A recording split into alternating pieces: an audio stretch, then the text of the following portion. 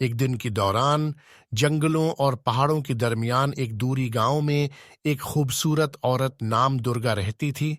اسی قابلیتوں سے بھرپور معروف کیا گیا تھا اور خبریں ہوتی تھیں کہ وہ ایک چڑیل ہے۔ درگا جوانی میں خوبصورت اور دلفریب عورت تھی، لیکن جب وہ بڑھتی گئی اس کی صورتیں چیندی اور دہشت انگیز ہو گئیں۔ اس کی سیاہ آنکھوں میں راز پوشیدہ تھی اور اس کی لمبی لچکدار بالیں ہوائیں میں شایانی ہیں۔ گاؤں والی اس کی ظہور سے دلچسپی رکھتی تھی اور خوف کہاتی تھی۔ بعض لوگ یقین کرتی تھی کہ اس نے اپنی قوتوں کو صحت اور حفاظت کے لیے استعمال کیا، جبکہ دوسری گھڑ مڑ کہتی تھی کہ وہ دھمکی دینے اور لوگوں کو گمراہ کرنے کے لیے سیاہ جادو کا استعمال کرتی ہیں۔ سالوں گزرتی گئی اور چڑیل دادی کی طمع بھری دل میں طاقت اور امرت کی بھوک بڑھ گئی۔ اس نے ممنوعہ علم کا مطالعہ کرنا شروع کیا اور شریعت مقدسہ کی مخالف انجمنوں میں شامل ہو گئی۔ جادو ٹونی کے سنگین عملوں میں اپنی آپ کو غرق کرنے لگی، جانوروں اور کبڑیوں کی قربانیاں دینے کا استعمال کرتے اور کبھی کبھار ہمیشہ ہے لوگوں کو نقصان پہنچانے کے لیے بھی جادو ٹونی کرتے۔ گاؤں والوں کا خوف اور دہشت اس کی بنا پھیلتا گیا اور انہوں نے اسی چڑیل دادی یا چڑیل دادی کہنا شروع کر دیا۔ چڑیل دادی کی بدنامی برس پر برس بڑھتی گئی اور دور سے آنے والی لوگ اس کی قوتوں کو دیکھنے اور اس کی خدمات حاصل کرنے کے لیے آئی جاتی تھی۔ اس کی براہ کے باوجود وہ اس کی جادوئی صلاحیتوں کی مداح ہوتی تھی، جو دنیا کے طبعی نظم کو بھی پار کرتے نظر آتی تھی۔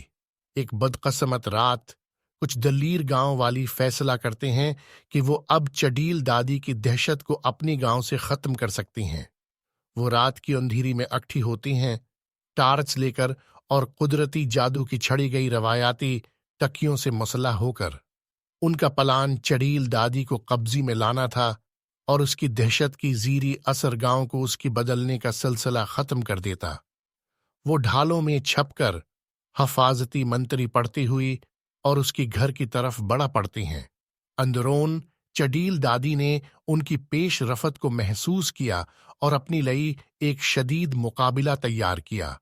جب گاؤں والی ان کی گھر میں گھس پڑتی ہیں، ایک شدید معرکہ شروع ہو جاتا ہے۔ چڑیل دادی نے اپنی سیاہ قوتوں کو بحری کی طرح چھوڑ دیا، جس کی بعض دیواریں ہلنی اور سایہ ہل چلنے لگی، لیکن گاؤں والی اس کی شر سے نہیں ڈرتی تھی اور اس کی شرارت سے لڑنے کے لیے متحد ہو گئی۔ کئی گھنٹی تک جنگ جاری رہی، دونوں طرف اپنی قوت اور استقلال کا استعمال کرتی رہی۔ آخر میں گاؤں والوں نے چڑیل دادی کی قوتوں کو کمزور کیا اور ایک قدیم تعویذ اور پاک رسم کی رسیوں سے اسے بند کر دیا۔ جبکہ وہ شخصیت کا سامنا کرتے ہوئی اور سانس لینے میں تھکی ہوئی لیٹی ہوئی تھی، گاؤں والی ایک پختہ فیصلہ کرتے ہیں۔ انہوں نے چڑیل دادی کو مارنے کی بجائے اسی گاؤں سے نکال دینے کا فیصلہ کیا اور اس کی بجائے ایک پاک رسمی کڑے میں بند کر دیا۔ آخری انداز میں جب چڑیل دادی مارنے کی باجوڑ باس اور نفس لیتے ہوئے گٹھ جاتی ہے، گاؤں والی اسے اپنی دہشت کی علاج سے محروم کرتے ہیں۔ انہوں نے اسی گاؤں کے باہر نکال کر اس کی بڑی قوتوں کو ایک پاک تعویذ میں بند کر دیا۔ چڑیل دادی کی میں ڈھک کر وہ گاؤں والی اپنی روایاتی چھوٹی بچوں کو خوف کی باری میں ہمیشہ کے لیے بچھا دیتے ہیں اور ان کو چڑیل دادی کی داستان بتاتی ہیں۔ یہ دوسری دلائل کے ساتھ اسلامی دہشت گردی کی یادگار کی طرح ہے، اور اسی طرح چڑیل دادی کی کہانی ایک سنتی داستان کی طور پر زندہ رہتی ہے، ایک خوفناک واقعے کی طرح جو ایک نسل سے دوسری نسل تک منتقل ہوتی ہے۔